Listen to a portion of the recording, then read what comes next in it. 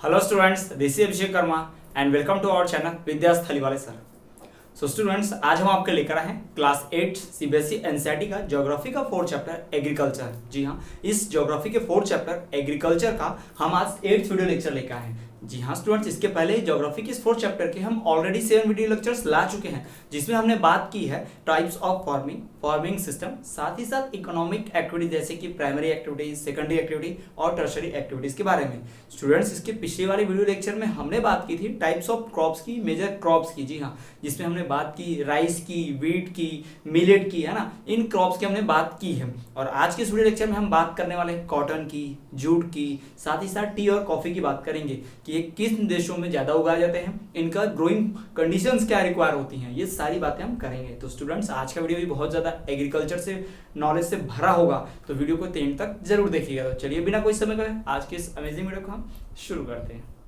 So students, सबसे पहले हम बात करते हैं चलिए कॉटन के बारे में कि कॉटन क्या होता है। कॉटन, कपास, रुई जिसे आप जानते हैं, है ना, उसकी बात हम करने वाले हैं। तो कॉटन जो है एक फाइबर क्रॉप है। देखिए, फाइबर मतलब क्या होता है? धागा, जिससे धागा बनता हो। कॉटन हो गया, जूट हो गया, क्या है? फाइबर। इसके पहले के जो 4 क्रॉप्स हमने बात की, चाहे वो राइस हो, वीट हो, मिलेट हो, मेज हो, ये क्या है? फूड क्रॉप है। क्यों? क्योंकि इन्हें हम खाते हैं, इनका धागा थोड़ी बनता है, तो फाइबर क्रॉप नहीं थे।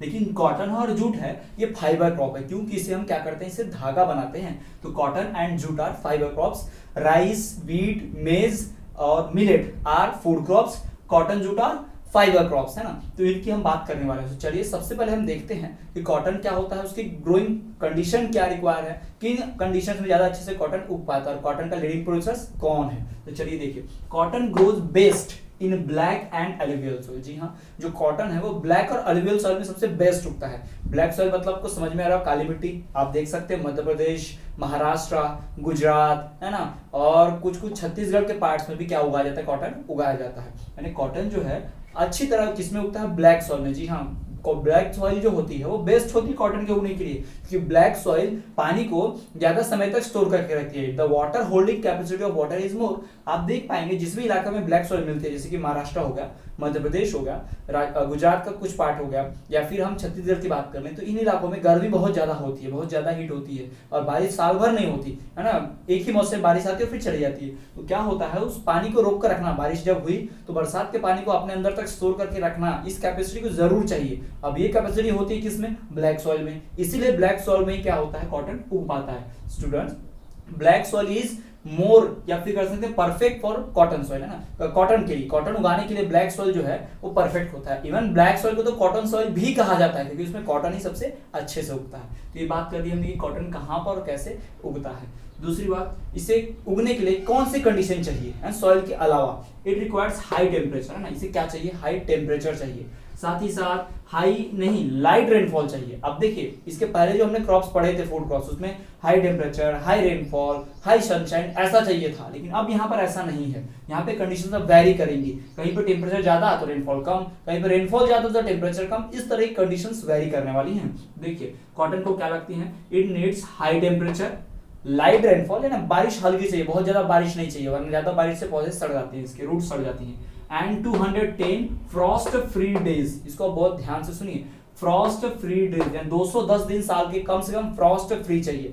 आपको एक समझ में आ रहा होगा कि 210 दिन की बात हो रही है, इसका मतलब क्या? ये क्रॉप पूरा साल भर वाला क्रॉप होगा, यानी ईयरली क्रॉप होगा, यानी एक बार इसको लगाएंगे तो अगले साल ही काट पाएंगे, मतलब ये पूरा साल भर उगता है। एक साल में 2-3 फसल नहीं निकाल सकते ना।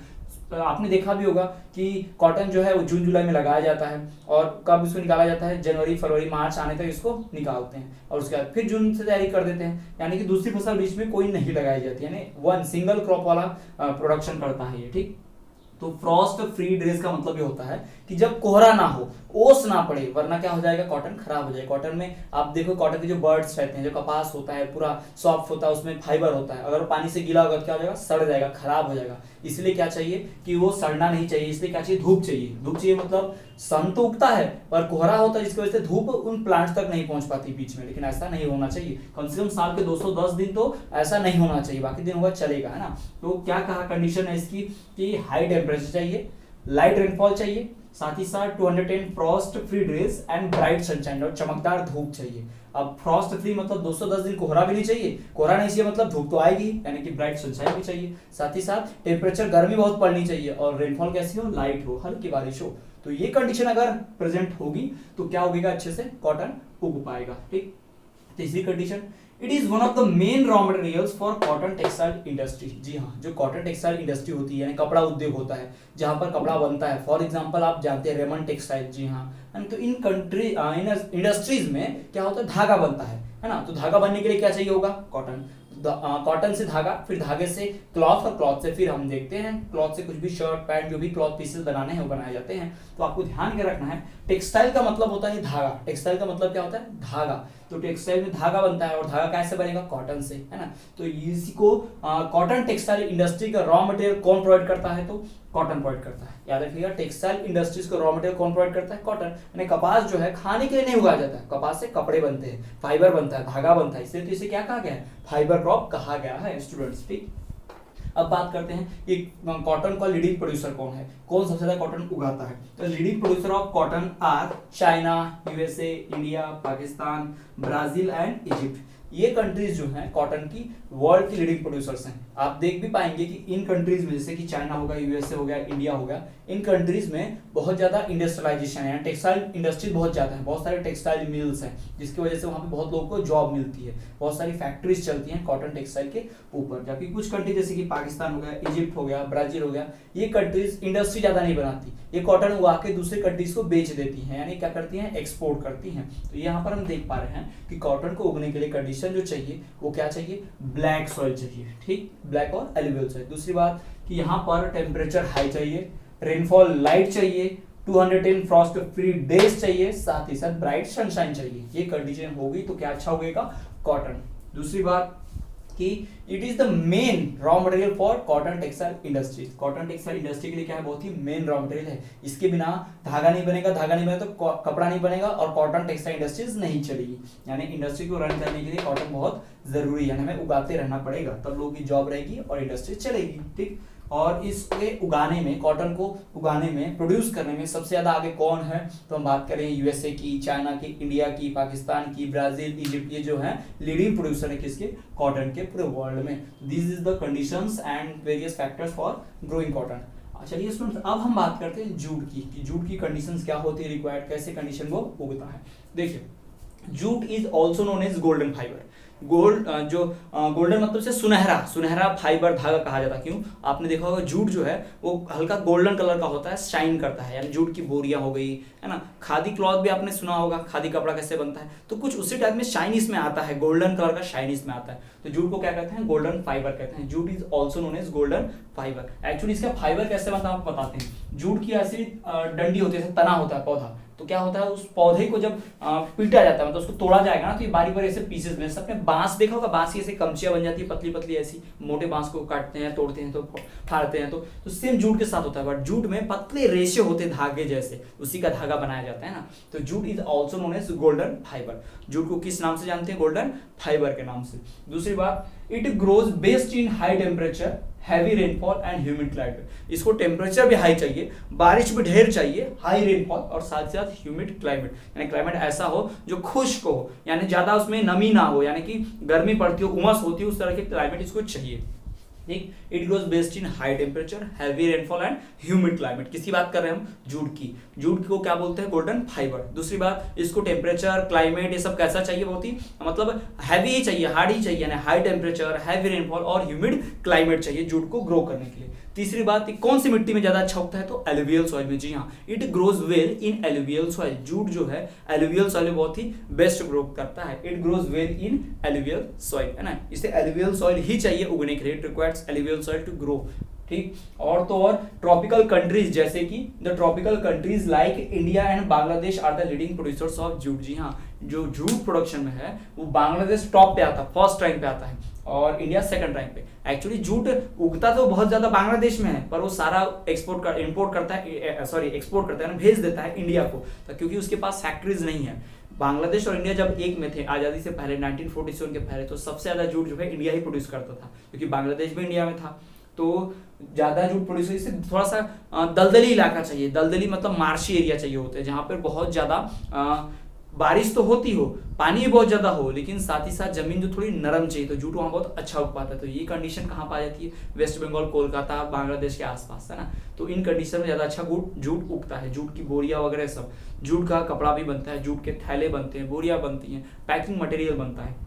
पर स्टूडेंट्स, जब से नायलॉन और प्लास्टिक का प्रयोग बढ़ गया, यूज ज्यादा बढ़ गया, तो आप देख पाते होंगे सब्जी की बोरियां, अनाज की बोरियां आजकल प्लास्टिक के आने लगी हैं। और पहले की कंडीशन में क्या होता था? जूट की ही बोरियां होती थी, भारी सी जो बोरी होती है, आप देख रहे हैं कभी पायदान पैर पोछने के लिए काम आता है, जब कीचड़ होता है या फिर ज्यादा किचकिच हो जाता है पानी का, तो उसमें आप देख पाते हैं। तो इस तरह की चीजें जूट का काम है। तो आप देख पाएंगे कि the tropical countries like India and Bangladesh are the leading producer of jute in the world. तो स्टूडेंट्स, ये बात हुई किसकी? जूट की और कॉटन की, है ना। दो फाइबर क्रॉप्स की बात हमने कर ली। फाइबर क्रॉप क्यों कहते हैं? क्योंकि इसे हम फाइबर बनाते हैं, धागा बनाते हैं, है ना। ये इंडस्ट्रीज में जाता है, ना कि इसे हम खाते हैं। तो अगर खाते रहते तो क्या होता? फूड क्रॉप होता। पर इसे हम खाते हैं क्या? नहीं खाते। तो ये हम इसका फूड कंजप्शन नहीं कर रहे हैं, इसका व्यापार कर रहे हैं, तो इसलिए कॉमर्शियल क्रॉप है, ना कि फूड क्रॉप। तो इसे हम क्या कहेंगे? Fibre crop. चलिए अब हम बात करते हैं हमारे अगले दो क्रॉप्स की, जो कि टी एंड कॉफी।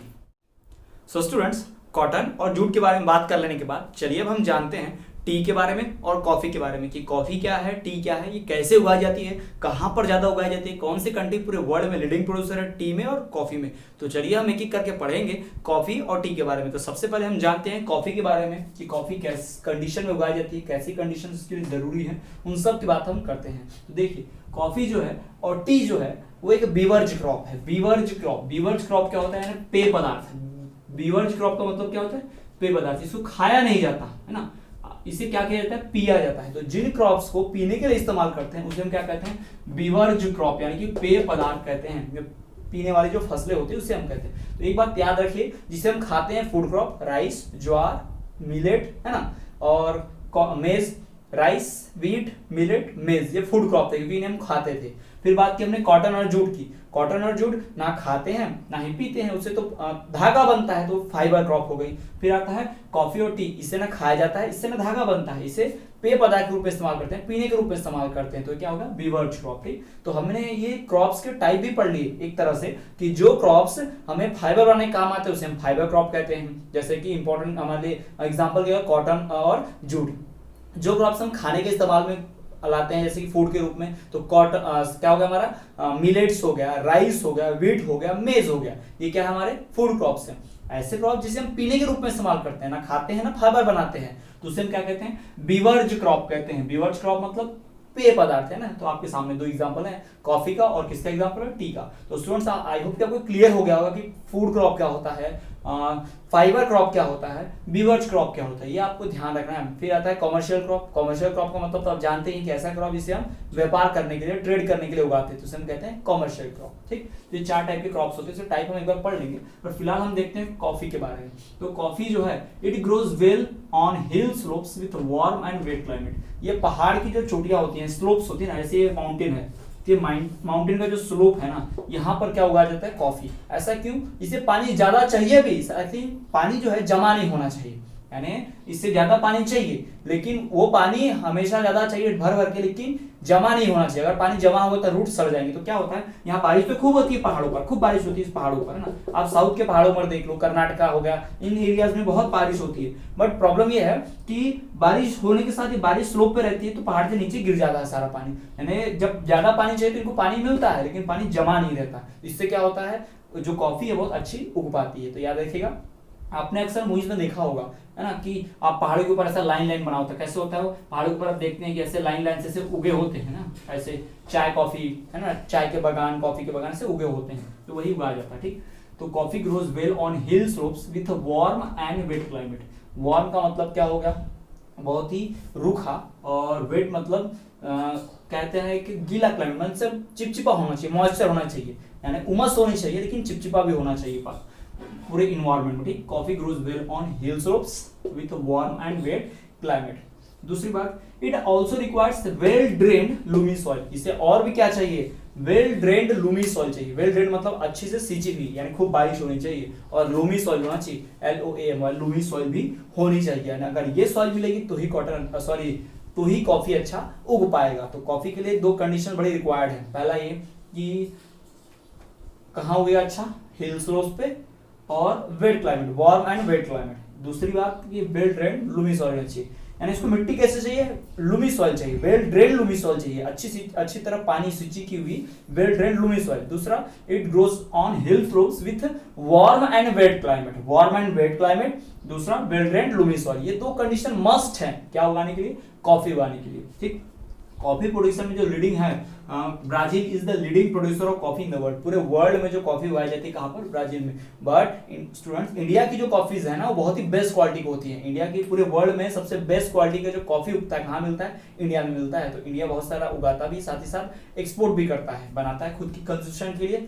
और एक्सपोर्ट भी करता है। तो स्टूडेंट्स, हम यहाँ पर देख पा रहे हैं कॉफी जो है अच्छी कहाँ उगाई कहाँ जाती है, हिल स्लोप पे, विथ वार्म एंड क्या चाहिए इसको, wet, warm and wet climate. साथ ही साथ इसको जो सॉइल चाहिए वो कैसे चाहिए, वेल ड्रेन लूमी सॉइल भी चाहिए। और लीडिंग प्रोड्यूसर कौन है कॉफी में, Brazil. Brazil is the leading producer of the world in coffee.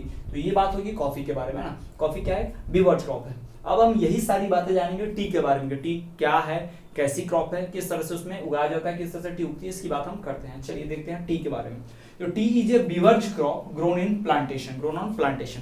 T जो है एक बीवर्ज क्रॉप है, मतलब पेय पदार्थ है, ना खाने के काम आता है ना ही इसका फाइबर बनता है। क्या होता है इसका पीने के पेय पदार्थ के रूप में इस्तेमाल करते हैं, बीवर्ज क्रॉप है। टी के बारे में एक बात और आपको बताते हैं कि टी जो है वो प्लांटेशन में कैसे बनता है, तो पत्तियों से। कॉफी की तो बीन्स होती हैं, गेहूं के जैसे दाने होते हैं ब्राउन कलर के, आपने देखा होगा कॉफी बीन्स है ना। तो कॉफी की बीन्स होती हैं, यानी दाने होते हैं, उसके सीड से होता है। लेकिन जो टी बनती है वो पत्तों से बनती है ना। टी लीव्स होता है ना, चाय पत्ती बोलते हैं उसको। यानी जो टी का पेड़ होता है उसकी हरी पत्ती को तोड़ लिया जाता है, फिर उसे सुखाया जाता है। सुखाने के बाद मशीन में डाल के उसमें से कैफेन अलग किया जाता है। कैफेन मतलब एक केमिकल कंपाउंड है जो जहर की तरह है, जो सिगरेट में होता है। ब्लैक वाली कोल्ड ड्रिंक जो आती है ना कोक, उसमें भी कैफेन होता है। आपने कोक की बोतल पे दिखा होगा, जो भी कोक्स हैं है ना, उन कोक की बोतल पे लिखा होता है कंटेन्स कैफीन। कैफीन का मतलब होता है जहर की तरह है वो धीरे धीरे हमें क्या करता है, ड्रग्स जैसा देता है, जहर देता है। यानी कि आप अगर कोल्ड ड्रिंक पी रहे हैं मतलब आप सिगरेट के बराबर जहर अपनी बॉडी में डाल रहे हैं। वो चीज इसमें होता है टी में, लेकिन एक प्रोसेस के थ्रू मशीन में डाल के पत्तियों में से वो कैफीन जो निकाल लिया जाता है। इसलिए हरी पत्तियां कैसे दिखती है हमें, ऑरेंज ब्लैक ब्राउन कलर की हमें दिखने लगती है। और उसी टी लीव्स को हम इस्तेमाल करते हैं किसके लिए, चाय बनाने के लिए। तो टी जो है वो क्या है, एक बीवर्ज क्रॉप है जो कहाँ उगाया जाता है, प्लांटेशन में। Tea is a beverage crop grown in plantation. दूसरी बात, it needs well drained loamy soil and gentle slopes. इसे वेल ड्रेन्ड लूमी सॉइल चाहिए, साथ ही जेंटल स्लोप भी चाहिए। जेंटल स्लोप मतलब वही ढलान जो पहाड़ों पर होती है। आपने देखा होगा अक्सर मूवीज में कि जो हमारा टी हुआ जाता है, चाय के बागान होते हैं, आप देखेंगे पहाड़ों पर ऐसा गोल गोल उसके चारों ओर घुमाया रहता है ना। ऐसा क्यों होता है और पहाड़ पे उगा कैसे लेंगे, तो देखिए पहाड़ कुछ ऐसा होता है तो क्या किया जाता है, पहाड़ को हल्का यहाँ कट कर दिया जाता है, कुछ इस तरह से कट कर देते हैं। यहाँ पे कट कर देंगे तो क्या होगा, ऐसी प्लेन जगह मिलेगी। इस प्लेन जगह पे उगाएंगे, इस प्लेन जगह पे उगाएंगे, इस प्लेन जगह पे, तो क्या होगा, जब बारिश का पानी यहाँ से यहाँ आएगा तो इसको जितना पानी चाहिए उतना पानी तो मिलेगा, लेकिन बाकी पानी यहाँ से फिर से स्लोप से आ जाएगा, फिर जितना चाहिए मिलेगा फिर स्लोप से आ जाएगा। इससे क्या होता है, इन प्लांट्स को पानी भी मिल जाता है लेकिन ज्यादा पानी जमा भी नहीं रहता, तो इनके रूट सड़ती भी नहीं है और इन्हें उगने के लिए जितना पानी चाहिए उतना पानी मिल भी जाता है। इसलिए पहाड़ों पर ही टी कॉफी उगाई जाती है, क्योंकि इन्हें बहुत ज्यादा पानी चाहिए भी साथ ही साथ, लेकिन वो पानी रुका हुआ नहीं चाहिए, यानी वो पानी बह जाना चाहिए। तो यही स्लोप से उगाते हैं इस तरह से, ताकि यहाँ गिरे, इनको जितना पानी चाहिए उतना ये सोख लें, उतना मिले, और उसके बाद फिर क्या करे, पानी स्लोप के थ्रू बह जाए, जितना चाहिए उतना सोख लेते हैं, बाकी बह जाता है। तो इस तरह से टी उगाया जाता है। ठीक, it needs well drained loamy soil. Well drain मतलब अच्छी तरह से सिंचाई हुई, ढेर सारा पानी, well drain loamy soil and gentle slope, और ढलान भी चाहिए। ठीक, main tea producing countries are Kenya, India, China and Sri Lanka. जी हाँ, केन्या, इंडिया, श्रीलंका, चाइना, ये जो कंट्रीज हैं ये टी प्रोड्यूसिंग है, यानी यहाँ पर टी बहुत ज्यादा उगता है। और तो और स्टूडेंट्स, इंडिया में जो टी उगाया जाता है वो बहुत ज्यादा आसाम में उगाया जाता है। आसाम, दार्जिलिंग, आपने सुना भी होगा नाम, बहुत ज्यादा टी उगता है। कर्नाटका में कॉफी बहुत अच्छी उगाई जाती है, जबकि आसाम, दार्जिलिंग में टी बहुत अच्छे से उगाया जाता है। और अच्छी क्वालिटी का टी इंडिया में पाया जाता है। जिस तरह से बेस्ट क्वालिटी का क्या मिलता है, कॉफी मिलता है, उसी तरह से टी भी मिलता है। तो स्टूडेंट्स, आपके सामने यहाँ पर ध्यान देने वाली बात यह है कि टी और कॉफी क्या है, एक बीवर्ज क्रॉप है। और बीवर्ज क्रॉप का मतलब क्या होता है, पेय पदार्थ, यानी ऐसी क्रॉप जिसे हम क्या करते हैं, पीने का रूप में इस्तेमाल करते हैं। तो ये स्टूडेंट्स हो गए हमारे क्रॉप्स के बारे में। स्टूडेंट्स, इस इसके पहले वाले वीडियो लेक्चर में और आज के इस वीडियो लेक्चर में हमने क्रॉप्स की बात की। हमने सबसे पहले बात की थी राइस की, मिलेट्स की, वीट की, मेज की, जो हमारे चारों क्या थे, फूड क्रॉप्स थे। उसके बाद हमने बात की कॉटन, इस वीडियो लेक्चर में कॉटन की और जूट की, जो कि क्या है, फाइबर क्रॉप है। और फिर अभी हमने बात की कॉटन की और कॉफी की, है ना, हमने सॉरी कॉफी और टी की बात की है। तो ये दोनों क्या है, बीवर क्रॉप है, यानी फूड क्रॉप जिन्हें हम खाने के रूप में इस्तेमाल करते हैं, राइस, मिलेट, वीट, मेज। फिर हम फाइबर क्रॉप जिन्हें हम इंडस्ट्रीज में फाइबर क्लॉथ धागा बनाने के इस्तेमाल करते हैं, जैसे कि कॉटन, जूट। और फिर हमने बात की बीवर क्रॉप है जिसे हम पीने के रूप में इस्तेमाल करते हैं, जैसे कि कॉफी और टी। तो स्टूडेंट्स ये हो गए क्रॉप्स के टाइप। और जो क्रॉप को हम खाने के रूप में इस्तेमाल करते हैं फूड क्रॉप्स, जो क्रॉप को हम बेचने के रूप में इस्तेमाल करते हैं कॉमर्शियल पर्पस के लिए, उसे हम कहते हैं कॉमर्शियल क्रॉप्स। तो इस तरह से हमारे क्रॉप्स के टाइप है। तो स्टूडेंट्स आज की वीडियो लेक्चर में इतना ही। आई होप ये वीडियो लेक्चर आपको पूरी तरह से समझ में आया होगा, वेरियस क्रॉप्स के बारे में अच्छी इन्फॉर्मेशन आपको मिली होगी। तो आज की वीडियो लेक्चर में इतना ही। इसी तरह वीडियो देखते रहिए, अपने फ्रेंड के साथ इस वीडियो को शेयर कीजिए ताकि ज़्यादा से ज़्यादा लोग नॉलेज गेन कर पाए। यदि आपको कोई डाउट है तो आप कमेंट कर दीजिए, हम आपके डाउट दूर करने की पूरी कोशिश करेंगे स्टूडेंट। तो चलिए इसी तरह देखते रहिए हमारे चैनल को और बने रहिए विद्यास्थली वाले सर।